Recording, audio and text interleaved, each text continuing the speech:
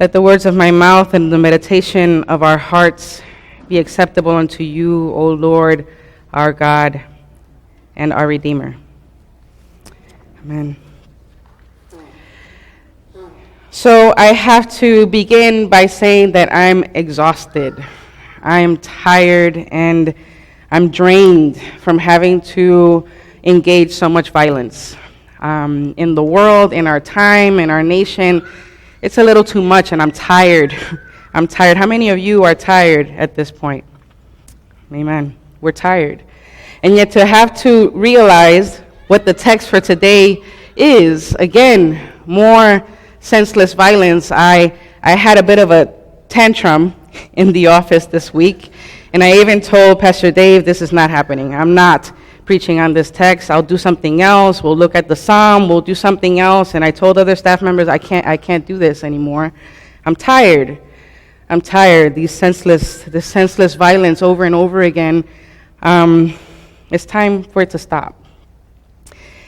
But the more I engage the text and the more the Spirit tug at my spirit, I learned something this week. And that was precisely the word that was replaying in my head over and over again, this senseless violence. Some of our colleagues, our ELCA colleagues, were also struggling with why this text, why now, or precisely this text and now.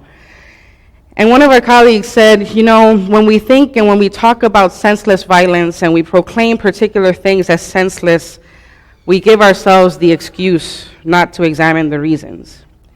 We give ourselves reason not to struggle with it anymore. And basically, once we mention or label a crime senseless, the conversation is over. There's nothing more to discuss and there's nothing more to wrestle with. It's senseless. We keep it moving. But the text for today presses us to wrestle with it and engage what is happening here. What is the dynamic that is causing such gruesome violence to a prophet, to a disciple, to a person that the leader himself respects and loves and wants to hear and protect? What is this that is causing such senselessness? And so let's begin at the beginning, right? The text that we engage today starts where last week's text ended. Pastor Dave was sharing about how the disciples were sent 2 by 2 to different regions, to different parts of the world. They're engaging the text, they're engaging the gospel, sharing the good news, and now Herod gets word that there's this Jesus. There's this person that is causing a movement. There's this person that's causing attention that leads against and for another person rather than his own power. And his guilty conscience causes him to play rewind, right? What he says when he hears of this Jesus, he proclaims, he says, oh, wait, this is John the Baptist, the one that I beheaded. He's come back to life. This prophet, this person that is causing a ruckus and change in community, it must be him, the one that's come back. And so the text gives us like a replay or goes a backflash, right, to what it is that happens. And we know this text very well. Many of us maybe have even seen movies and different interpretations of this text. Herod has decided to make his brother divorce from his wife and marry her. So Herodias is the wife of Herod's brother. So now he's marrying his sister-in-law. His sister-in-law has a daughter by her brother, which means that this is now Herod's niece and stepdaughter. And he has a birthday party. Now the thing here is that Herod has become quite moved by John the Baptist, but John the Baptist is pressing him. You're doing the wrong thing. You're going against the law. You're trying to get gain and power, and you're going about it the wrong way. It's unlawful what you're doing by taking the wife of your brother. And so this pressing and this threat of his kingdom, this threat of what's happening and what could happen, causes Herod to imprison him but not kill him, right? Herodias, on the other hand, is not so moved by John. She's kind of like, you need to eliminate this person because he's threatening us, and I want the throne as well. So you need to do something about this guy. He refuses because he likes the gospel. He likes to hear what John is teaching him, and then this opportunity happens, right? The birthday party, his niece, stepdaughter starts dancing. We'll get into that some other time. Who knows what kind of dancing she was doing? We have our ideas, right? The point is that he's so moved by her dancing that he promises that whatever she asks for, he'll give. She goes to the mother who wants to eliminate John the Baptist completely, says, I want his head. And this teenager says, okay. And she goes back and she says, I want John's head on a platter. That's not necessarily what Herodias had asked for, but interesting that she is a little more dramatic, right? And wants John's head on a platter. And Herod now finds himself in a predicament, a really difficult predicament. He's grieving. The text says that he grieves this moment, but he's caught. He's caught by the expectation of what he should do before his party of people. As king, he must keep his word. He must keep his status. He must keep his reputation. And so he acquiesces. This is power at its worst. John's death is power at its worst. When power demands drama, and when it demands and manipulates and connives and only looks for the self, it becomes damaging and destructive and discriminating. And so this is where we are. And Caroline Lewis, who I had to lean on a lot of commentary because, I was struggling quite a bit with this text. But I'm thankful for Caroline Lewis, who gave me permission to say that there is no good news in this text. There is no good news in this text. What it does offer us, however, is an opportunity for introspection. It's an opportunity for us to identify what she calls the origin of our power. Basically, the motivation that drives our power for good or for evil.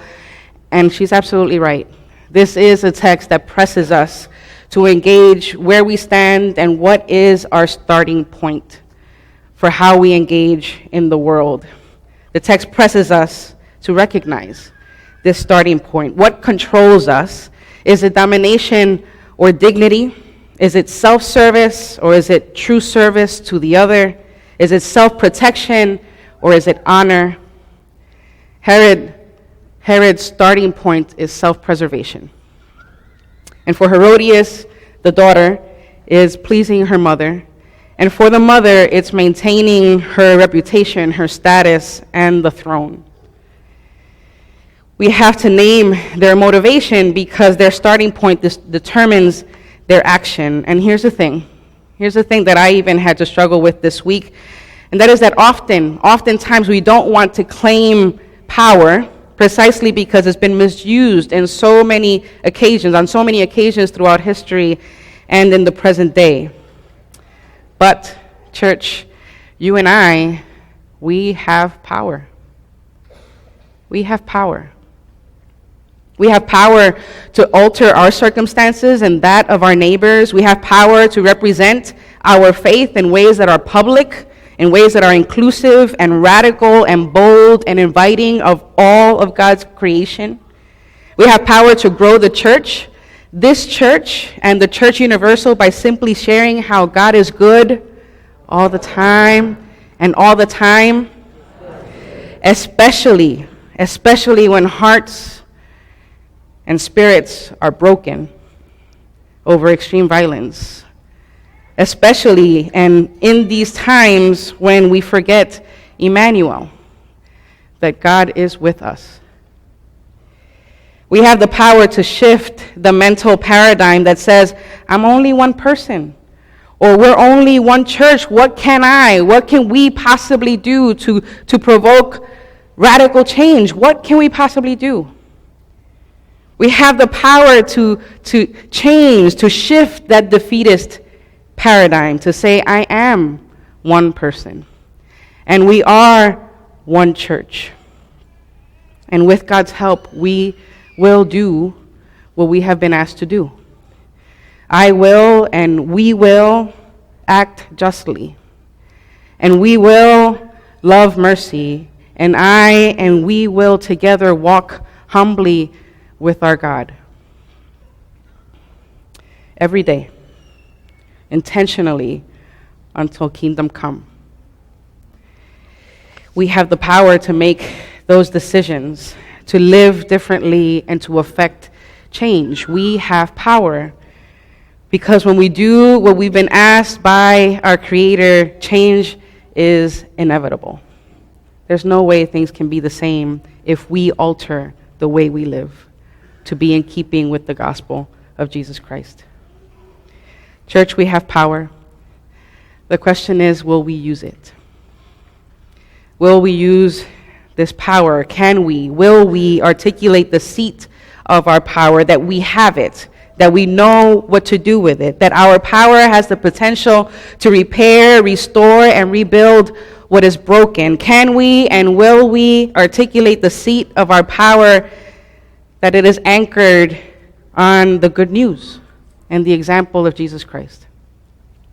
That our power is not turned inward, as was Herod's and Herodias, that it cannot be used to abuse and manipulate, exploit, or eliminate the other, because it is rooted in love proper. Not just in acts of love, but rooted in love, as in God is love, and our power is rooted in this God that is love, and not the gods of greed and pride and envy. That instead our power is in keeping with God's very manifestation of power. For God's power, and this I love, God's power has at its end hope of approach and hope of true relationship. True relationship.